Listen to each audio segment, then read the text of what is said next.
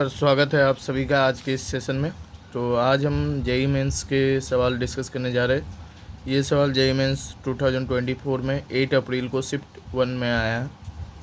In an expression a into 10⁻b, ठीक है, a into 10⁻b है expression. b is order of magnitude of for a greater than इतना, b is order and magnitude of for a less than 5, a is order of magnitude for b less than 5, b is order of magnitude for 5 से greater a less than 10।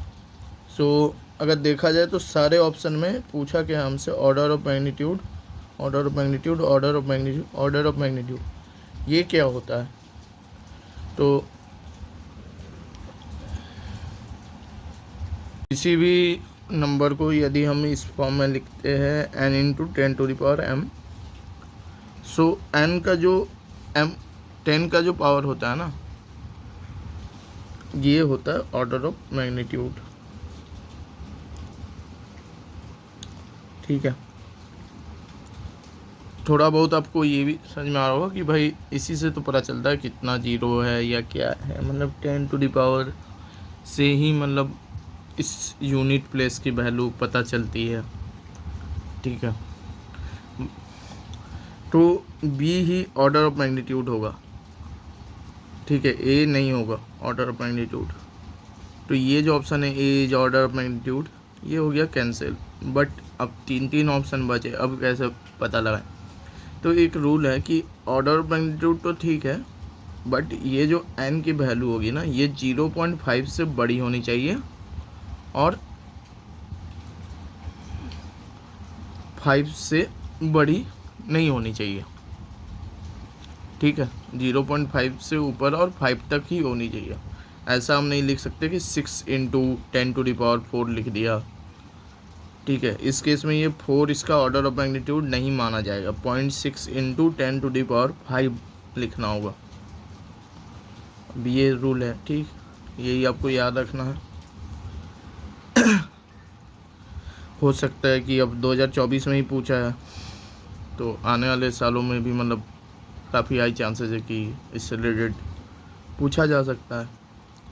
So a into 10⁻b में क्या होगा कि b की तो कुछ भी value हो सकती है, a की वैल्यू 0.5 से बड़ी और 5 से छोटी होगी। तो लास्ट ऑप्शन में a को 5 से बड़ा बताया गया है, गलत। फर्स्ट ऑप्शन में 5 से बड़ा बनाया गया, गलत। सेकंड ऑप्शन बचा 5 से छोटा, और जब ये 5 से छोटा होगा तो b automatic order of magnitude होगा, तो सही है। 2023 जेई मेंस का है, 29 जनवरी का। पढ़ते सवाल को। इन an experiment of measuring the refractive index of a glass slab using travelling microscope in physics lab, a student measures real thickness of glass slab as 5.25 mm। जो भी डेटा दिया होता है लिख लिया करो, बाद में सोचेंगे इसका यूज है नहीं है क्या है। तो जो रियल थिकनेस है उसको हम सपोज h लिखते हैं, h है अपना real thickness. And apparent thickness of glass slab as 5 mm। ठीक है, apparent thickness h dash suppose 5 mm। traveling microscope has 20 division in 1 centimeter on main scale, okay, and 50 division on vernier scale is equal to 49 divisions on main scale। अच्छा, vernier caliper की marking है यानी travelling microscope पे, उसमें vernier caliper attached है measurement के लिए। सो क्या क्या दिया है, 20 division in 1 centimetre on main scale. So 20 main scale division किसके बराबर है? 1 सेंटीमीटर के बराबर है, यही तो दिया है। 1 MSD कितना हो जाएगा? 1/20 सेंटीमीटर, ओके। और क्या दे रखा है अपने को? और दे रखा है 50 divisions on vernier scale is equal to 49 divisions on main scale. So 50 vernier scale division is equal to 49 main scale division. So 1 vernier scale division बराबर 49/50 मेन स्केल डिवीजन। ठीक है, इतना आ गया। The estimated uncertainty in the measurement of refractive index of the slab is इतना।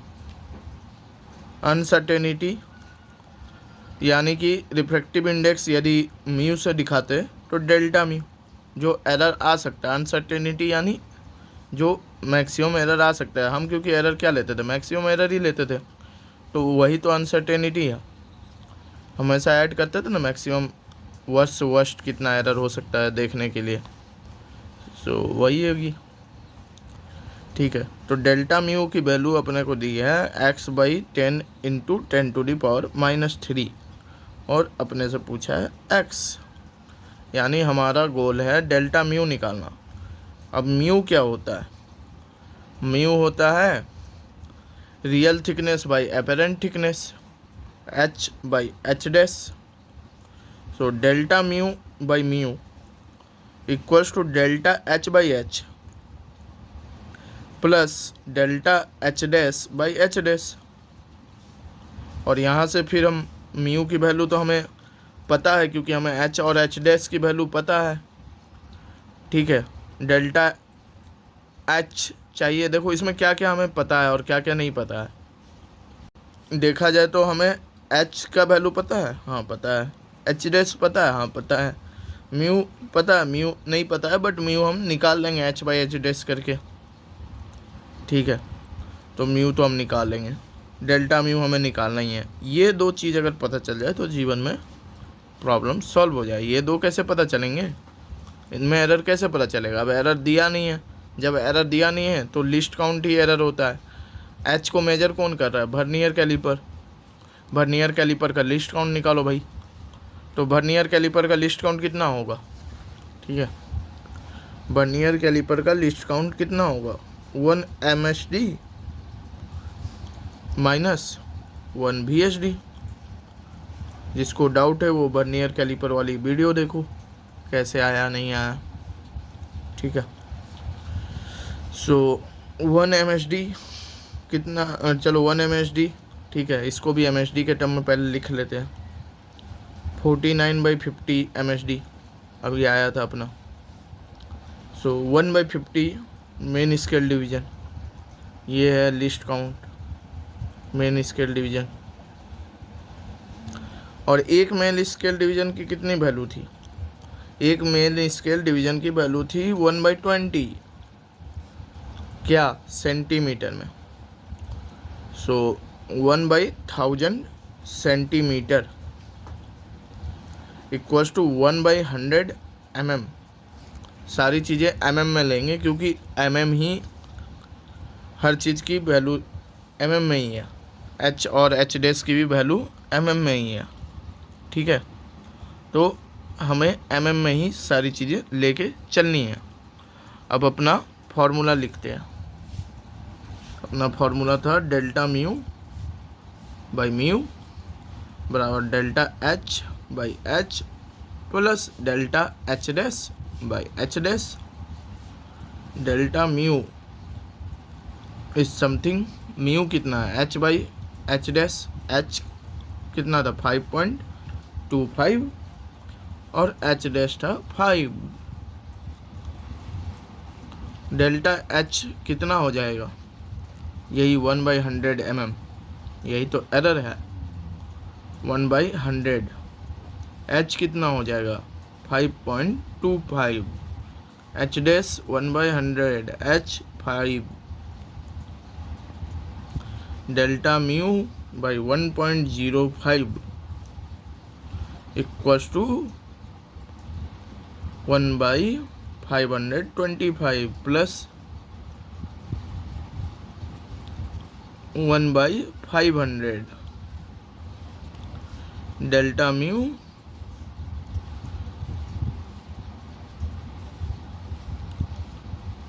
Equals to 1.05 into 1/525 plus 1/500। अब अपने सवाल में यहाँ पे किस फॉर्मेट में दिया है डेल्टा म्यू की वैल्यू, x/10 इंटू 10⁻⁻3। इसको लिख लो, इसको लिख लिया, या फिर ऐसा कह लो कि x इंटू 10⁻⁻4। ठीक है। अब यहाँ से जो डेल्टा म्यू की वैल्यू आई है, इसको अगर 10⁻⁻4 के टर्म में लिखना है तो क्या लिखेंगे, 1.05 इंटू 10⁻4 बाई 10⁻4। ठीक है, ये 22 से छेड़खानी नहीं करेंगे, यही तो 10⁻⁻4 बन जाएगा बाद में। और इधर अपना जो भी इनटू में आएगा वो लिख देंगे। ठीक है। सो इसका एलसीएम हो जाएगा 10500। ठीक है, और 20 प्लस 21 ये आ जाएगा वैल्यू। ठीक है, ये 1.05 से इधर काटेंगे तो कितना आएगा, इसको अगर 1.05 लिखोगे तो 10⁻4 आएगा। वाह, ये दोनों अब काट दो और 10⁻4 के टर्म में डेल्टा म्यू को लिख दो, 41 इंटू 10⁻⁻4। सो x बराबर 41 आ गया। ये अपना आंसर है। सीमेंस 2025 का सवाल है। ठीक है, the energy of a system is given as E is a function of t α⁴ e⁻⁻β t। ठीक है, इसको अल्फा उसको बीटा कहते हैं। Where t is the time and beta की वैल्यू दी है 0.3 second inverse. The errors in the measurement of alpha and t are 1.2% and 1.6%। ठीक है, सो डेल्टा पहले तो फॉर्मूला दे दिया है और निकालना क्या है, 5 सेकेंड पे at time equal to t 5 second the maximum percentage error in the energy is. ठीक है, एनर्जी का परसेंटेज एरर निकालना है। ठीक, डेल्टा E/E इंटू 100%, ये वैल्यू अपने को निकालनी है टाइम इक्वल टू 5 सेकेंड पे। क्या क्या दिया है, तो E is a function of time और कैसे वेरी कर रहा, तो alpha cube e⁻⁻βt, e⁻⁻βt। Beta की वैल्यू दे रखी है 0.3 एंड और क्या दे रखा है, डेल्टा α/α का परसेंटेज के टर्म में दे रखा है 1.2%, परसेंटेज के टर्म में इंटू 100% है। डेल्टा t/t दिया है, अच्छा डेल्टा t/t दिया है, बीटा कांस्टेंट है, डेल्टा t/t 1.6% है। ठीक है, तो इसके टर्म में कुछ निकालते हैं। देखो, मैंने IIT JEE वाले वीडियो में कहा था कि कभी भी ई दिखे तुरंत लॉग ले लो, समझाया था कि क्यों।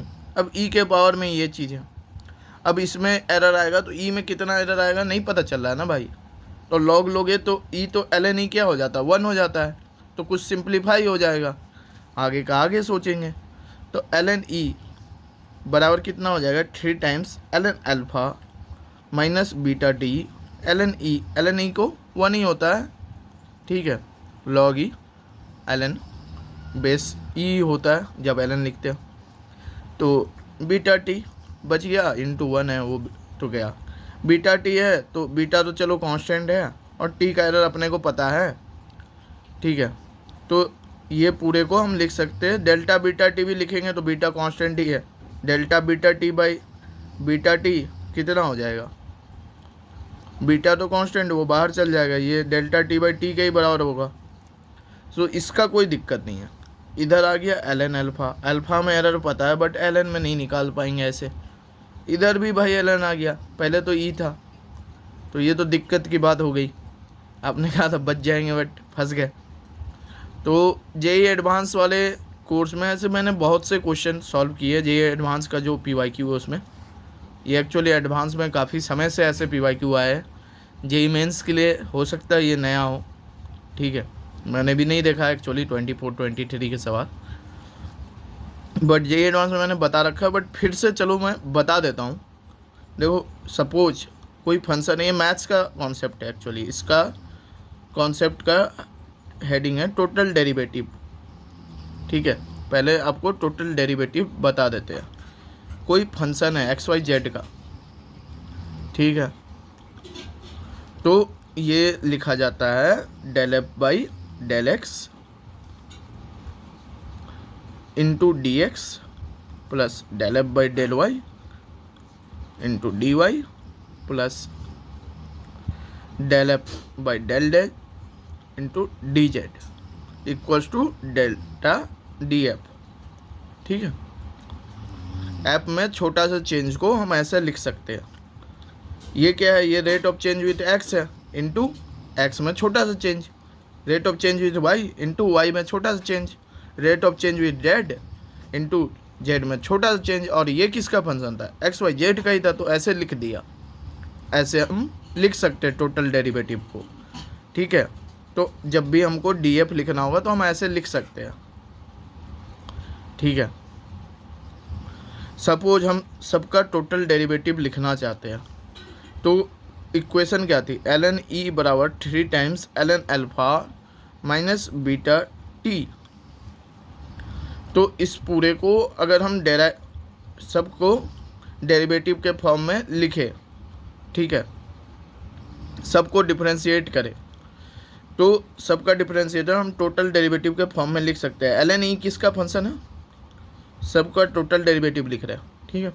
ln E किसका फंक्शन है, E का फंक्शन है। तो जैसे कि यहाँ पे XYZ का फंक्शन था, यहाँ पे सिर्फ और सिर्फ E का फंक्शन है, इनटू क्या लिख सकते हैं, D लिख सकते हैं, ठीक है, ये डेल लिखा जाता है, into D plus equals to, इसका टोटल डेरिवेटिव कितना होगा, इसका टोटल डेरिवेटिव होगा D ln alpha by d alpha, sorry delta alpha तो डी अल्फ़ा, ये पार्शियल होता है एक्चुअली, ठीक है। इसमें आपको इतना पढ़ने की जरूरत नहीं है, सीधी बात है, ये जो डेरिवेटिव वाला फार्मूलाज है ना वही है, बट इसको लिखने का तरीका अलग है। ये पार्शियल डेरिवेटिव है, मैथ्स में बताया जाएगा, ठीक है। Minus beta T, beta T में ये किसका फंक्शन, बीटा तो कांस्टेंट है, बीटा का कुछ नहीं हो सकता, कांस्टेंट भाई। फंक्शन किसका है फिर, टाइम का डिपेंडेंट है, तो del t by del t into d t, ठीक है। ये कितना आ जाएगा, ये आ जाएगा 1/e इंटू डी बराबर 3 टाइम्स 1/अल्फ़ा into D alpha minus beta, ये तो 1 हो जाता है, इंटू डी टी, ठीक है। समझ गए ये डेरिवेटिव कैसे लिखते हैं। ज़्यादातर जगह यूट्यूब पे या कहीं भी सीधे लिख देंगे कि भाई ln E है तो 1/e आ गया और डेल्टा डी से मल्टीप्लाई किया, ऐसा कुछ मतलब पता ही नहीं चलेगा कि भाई इधर डी मल्टीप्लाई है, यहाँ डी अल्फ़ा हो गया, यहाँ डी टी हो गया, तीनों को आपने सेम कैसे ले लिया। तो आई होप कि मैंने कन्फ्यूजन बढ़ाया नहीं है, क्रिएट नहीं किया है, बल्कि सॉल्व किया है। अगर क्रिएट हो तो ज़्यादा से ज़्यादा रट लो कि इसका डेरिवेटिव करना है और डी से मतलब जो भी इसका है वो डी अल्फ़ा डी टी ऐसे आ जाएगा और इसको डेरिवेटिव करना है, ठीक है। मेरे हिसाब से तो इजी होगा, मतलब समझना जैसे मैंने बताया। So D by E equals to 3 times D alpha by alpha minus beta D T. So ये जो वैल्यू है इसको भी हमें प्लस करना होगा क्योंकि ये एरर से, ठीक है, अब हमें क्या क्या पता है भाई, हमें निकालना क्या था, हमें delta E by E into 100% निकालना था। ये डी तो डेल्टा ई है, तो ये तो चलो ठीक है, मतलब 100% ही करना है। ठीक है, equals to 3 times D alpha by alpha plus b d t into 100%। ठीक, नाउ ये डी अल्फ़ा बाई अल्फ़ा क्या है, परसेंटेज के फॉर्म में हमें दिया हुआ था। डेल्टा अल्फ़ा बाई अल्फ़ा कितना था, 1.2 था, तो 3 into 1.2 plus beta D t into 100 है। 3 into 1.2 plus beta D t into 100 है। नाउ ये है 3.6% और इसकी वैल्यू अपने को निकालनी है। बीटा की वैल्यू दी है 0.3, dt की वैल्यू दी है क्या, dt की वैल्यू नहीं दी है। ठीक है, अब मामला dt पे आके फंस गया है। सो dt कैसे निकलेगा, तो t का और क्या दिया है, t का दिया है dt बाई टी 1.6% है, अगर परसेंटेज में बात करें। ठीक है, डैट मीन्स कि dt by t equals to 1.6 by 100 है वैल्यू में, तो dt निकालना है। तो dt की वैल्यू टाइम पे डिपेंड करेगी। अब हमारे क्वेश्चन पे दिया था कि 5 सेकेंड पे निकालना है, टाइम दी थी इसीलिए दिया था। तो dt की वैल्यू 5 सेकेंड पे 1.6 इंटू 5 बाई 100, तो 8 बाई 100। ठीक है, यहाँ पे ये वैल्यू रख दो। सो d बाई इक्वल्स टू कितना हो जाएगा, 3.6 plus 0.3 into d T 8 by 100 into 100%। ये तो परसेंट में ही था, सॉरी। ठीक है, ये 100% है, इधर परसेंटेज में निकाल रहे हम सारी चीज़ें। तो 100 क्या कटा, 3.6 प्लस 2.4%, डैट मीन्स 6%। ऑप्शन में option number A is the answer. ये 2025 जेई मेंस का सवाल है। The maximum percentage error in the measurement of density of a wire, किसकी डेंसिटी निकाल रहे हैं, वायर की। ठीक है, ईच ये हमें निकालना है। दिया क्या हुआ है, मास ऑफ वायर दिया है, रेडियस ऑफ वायर दे दिया है, लेंथ ऑफ वायर दे दिया है।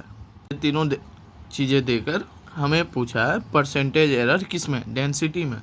निकालना क्या है, डी बाई डी इंटू 100%, इसकी वैल्यू निकालनी है, ये डेंसिटी है। ठीक है, दे दिया है एक तरह से डेल्टा एम बाई एम दे दिया है। ठीक है, देखोगे तो पता चलेगा कि दे दिया है इंटू 100% में, परसेंटेज में दिया है। कैसे दिया है, तो प्लस माइनस वाला जो है बाई 0.6 इंटू 100%, ये कितना आ जाएगा, इधर देगा 0.3 बाई 0.6 0.5%। और क्या दिया, डेल्टा आर बाई आर दिया है 0.01 बाई 0.5 इंटू 100%। ठीक है, परसेंटेज में ही सब दिख रहा है, बताने की ज़रूरत नहीं है क्योंकि हमें परसेंटेज ही निकालना है आफ्टर ऑल, 2%। इसी तरह से डेल्टा एल बाई एल कितना है, डेल्टा एल बाई एल है 0.05 बाई 10 इंटू 100%, ये अगेन 0.5%। ठीक है, अब भाई डेंसिटी में डेल्टा डी बाई डी निकालना है, तो हमें डेंसिटी का फॉर्मूला तो पता होना चाहिए कि किसके पावर पे डिपेंड कर रहा है, किस में माइनस हो रहा है प्लस हो रहा है, क्या रिलेशन है। ठीक है, तो डेंसिटी क्या होती है, मास बाई वॉल्यूम। मास का तो चलो ठीक है, सिंपल फंडा है भाई, वॉल्यूम के बारे में हमें दे ही नहीं रखा है, हमें तो डेल्टा आर बाई आर दे दिया है, लेंथ बाई लेंथ दे दिया। वॉल्यूम क्या हो सकता है, तो तार कभी देखो, तार ऐसे ऐसे घुमा घुमा कैसा होता है, सिलेंड्रिकल होता है शेप में।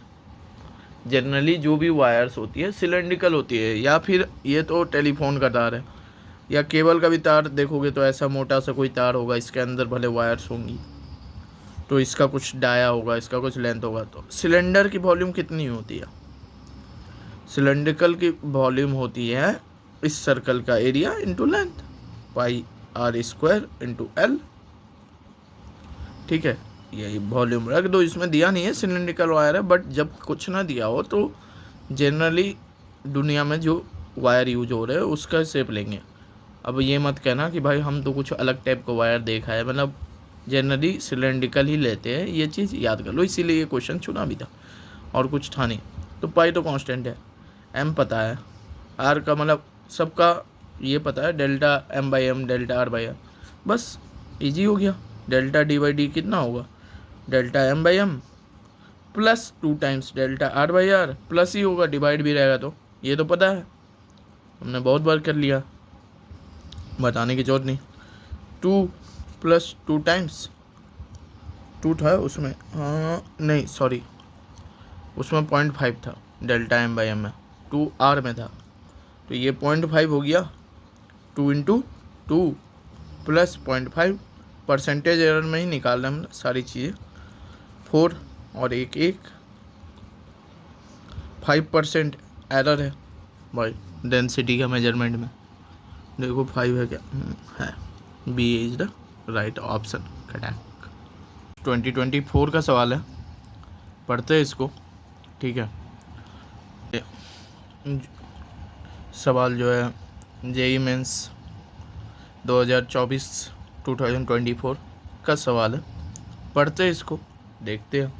इन an experiment to measure focal length of convex lens, the least counts of measuring scales for the position of object u and image की पोजीशन है बी, और लिस्ट काउंट कितना है, डेल्टा यू और delta भी, यानी कि एरर दे दिया हमें सिंपली, तो हमें दे दिया डेल्टा यू डेल्टा भी, और पूछ क्या दिया है, error in the measurement of focal length, हमसे पूछ रहा है डेल्टा एफ। ठीक है, तो डेल्टा एफ निकालने से पहले अगर हम देखें तो यहाँ पे एफ इंटू में ही है ज़्यादातर जगह। ठीक है, तो डेल्टा एफ बाई एफ निकाल लेते हैं। ठीक, या देखते हैं आगे जैसा चलता है, इन दोनों में से कुछ निकाल लेते हैं। अगर ऑप्शन देख के मुझे कहना हो, ठीक है, तो हमें डेल्टा एफ की वैल्यू बतानी है। यहाँ पे देखो ये दोनों डायमेंशन लेस चीज़ है, रेशियो है, होगा ही नहीं। हमें तो भाई डायमेंशन चाहिए, और क्या चाहिए, लेंथ की डायमेंशन चाहिए। बाकी सारे लेंथ के ही डायमेंशन में आएंगे, आप देख सकते हो। बाकी बी ऑप्शन तो नहीं है, इतना तो मुझे पता चल गया, ये ए सी और डी में से है। ठीक है, डेल्टा एफ निकालना है तो यू में, क्योंकि हमें सब कुछ डेल्टा यू और भी में दे रखा है, तो हम इनका रिलेशन लिख लेते हैं। लेंस फार्मूला ये है, लेंस के लिए, मिरर के लिए नहीं। ठीक है, अब भाई इसमें अगर एरर दे दे, इसमें एरर दे दे, तो इसका एरर हम कैसे निकालें, मुश्किल है।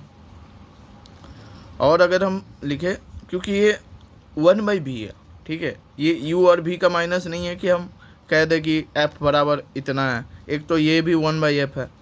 चलो f निकालने की कोशिश करते हैं, तो f निकालते हैं। देखो f कितना हो गया, v into you, v minus you.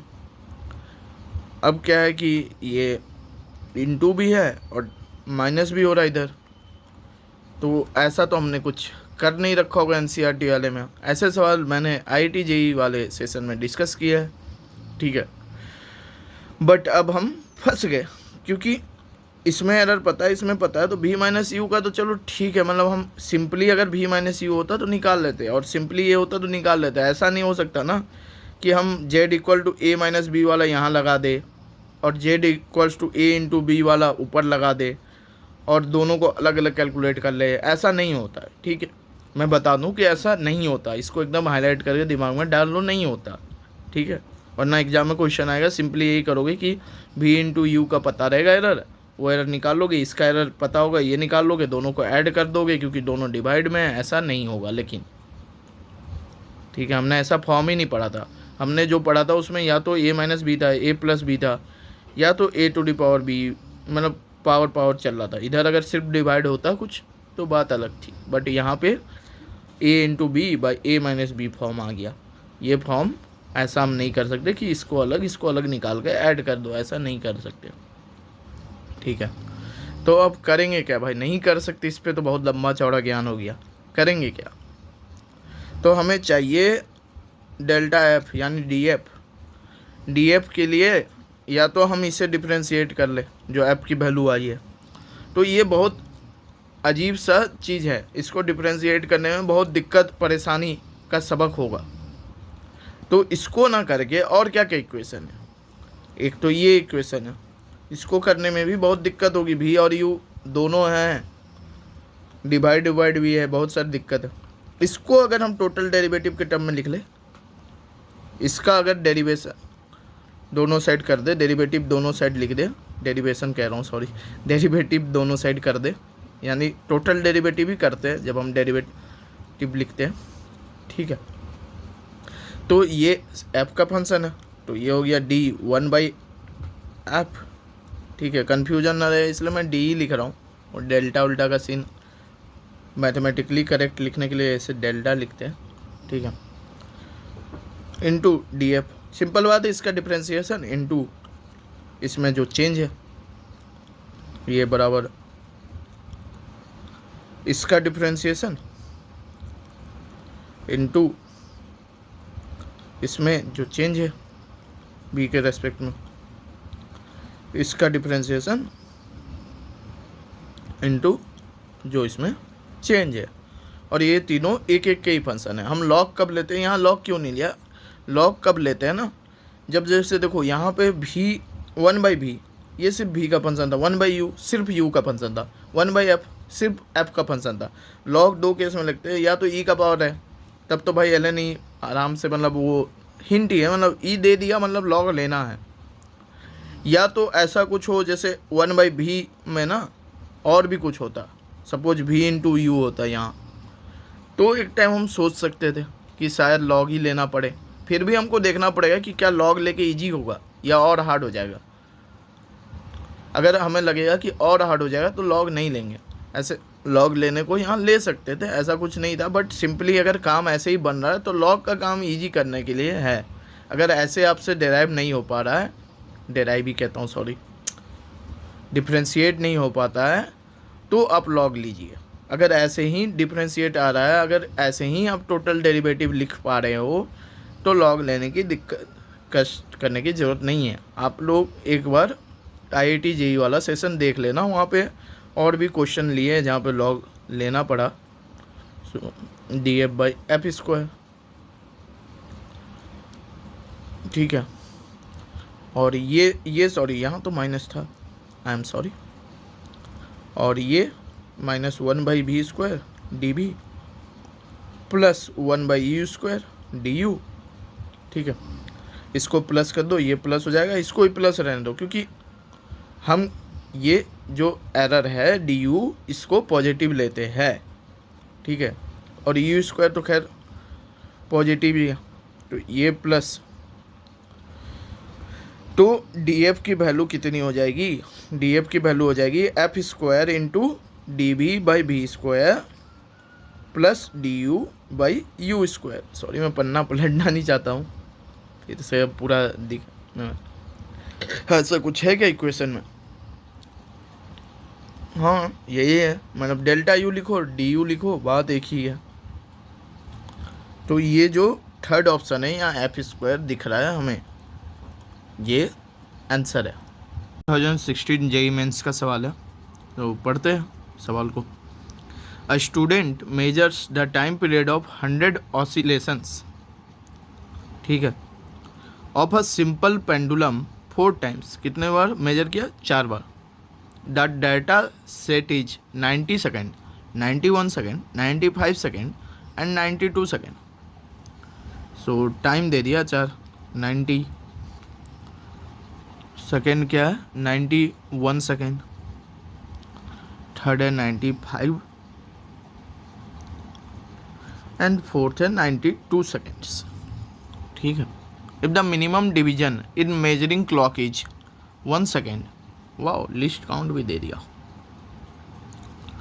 Then the reported mean time should be 92 ± 1 second, 92 ± 3 second, 92 ± 2 second, 92 ± 5 second. अब इस चारों ऑप्शन को देखकर एक बात तो पता चल गई कि मीन टाइम 92 है और उसमें कुछ एरर है, क्योंकि सब में 92 है। तो टी मीन लिख दो 92 कैलकुलेट करने की ज़रूरत नहीं, बाकी देखना है तो देख सकते हो कैलकुलेट करके, वही आएगा। ठीक है, 92 हो गया। अब देखो भाई, लिस्ट काउंट दे रखी है और ऑप्शन में 92 प्लस माइनस 1 सेकेंड पहले ही है, तो यही तो आंसर है। एरर तो 1 सेकेंड ही होता है। ठीक है, बट कैच यही है इस सवाल में कि ये आंसर नहीं है, और इवन ये ऑप्शन भी नहीं था, ये मैंने डाला है सवाल के कॉन्सेप्ट बताने के लिए। यहाँ पे 1.8 था। ठीक है, अगर किसी के पास सवाल हो तो ऐसा मत सोचना कि कौन सा सवाल उठा लिया, 1.8 था, यहाँ 1 डाला है बस बताने को कि अगर ये लिस्ट काउंट दिया है तो ये हर बार एरर नहीं होगा। अरे ये तो कुछ नया ही बवाल हो गया, कब एरर नहीं होगा। देखो जनरली हम क्या मानते थे ना कि हमें अगर डेटाज नहीं पता होती थी, लिस्ट काउंट पता होता था, तो हम ये मानते थे कि यार कोई बंदा स्केल से मेजर कर रहा, सपोज 1 सेंटीमीटर वैल्यू है, अब वो बंदा 0.9 और 1.1 में ही ना कन्फ्यूज होगा कि अरे यार 1 जो है हल्का सा लग रहा है, 1 और 1.1 के बीच में लगता है 1.1 साइड ज़्यादा है, 0.9 और 1 के बीच में लग रहा है, लगता है 0.9 साइड ज़्यादा है, तो राउंड अप करके 0.9 ले लेते हैं यार, उसी में कन्फ्यूज होगा। हम ये नहीं मान के बैठे होते ना कि वो बंदा इतना गधा है कि 1 के जगह 1.5 मेजर करके बैठा है। लेकिन होने को तो ये भी हो सकता है, या तो उतना गधा है या कुछ कारण से 1 से 1.5 आ रहा है। जैसे टाइम में सपोज उसको घड़ी रोकनी है 1 सेकेंड पे, तो हम तो ये मानेंगे ना कि रोकने में उससे या तो 0 पे ही रोक दिया, शुरू ही नहीं किया, बोल दिया 1 सेकेंड हो गया, या तो शुरू किया तो 2 सेकेंड पे रोकते रोकते 2 हो गया। ठीक है, हम ये नहीं मानते कि 1 सेकेंड मेजर करना था तो 5 पे जाके रोका। बट जब हमें डेटा दिया है तो हम उसकी इंटेलिजेंस का नाप नहीं लेंगे। लिस्ट काउंट तभी एरर होता है जब डेटा नहीं दिया होता। यहाँ क्योंकि डेटा दिया है तो हम एरर निकालेंगे। अब ये एरर कैसे निकलेगा, ये एरर कैसे निकलेगा, हमें तो 4 वैल्यू दे रखी है, हम कौन सा वाला एरर ले लें? क्या हम सबसे ज़्यादा वाला एरर ले लें कि भाई 92 है और 95 भी एक बार किया है, तो ज़्यादा से ज़्यादा गलती तो यही हो रही है, तो ये आंसर होगा। हम तो हमेशा ज़्यादा से ज़्यादा एरर सोचते हैं, नहीं। जब हमें वैल्यूज़ दी है तो हमें डेल्टा टी मीन निकालना है, क्योंकि हमने टी मीन के रेस्पेक्ट में एरर ना पड़े। ठीक है, तो जब हम टी मीन निकालें तो हम एरर के लिए भी ये मीन निकालेंगे।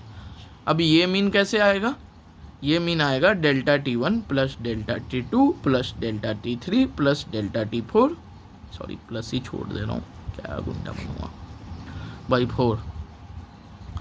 ठीक है, डेल्टा T1 कितना है, डेल्टा T1 कितना सेकेंड है, 2, 92 से 2 का ही डिफरेंस है ना। डेल्टा T2 1 सेकेंड है 92 के compare. Delta T3 3 second. Delta T4 तो 92 ही है, मस्त। 2 + 1 + 3 6/4 1.5, और ये डेल्टा टी मीन है।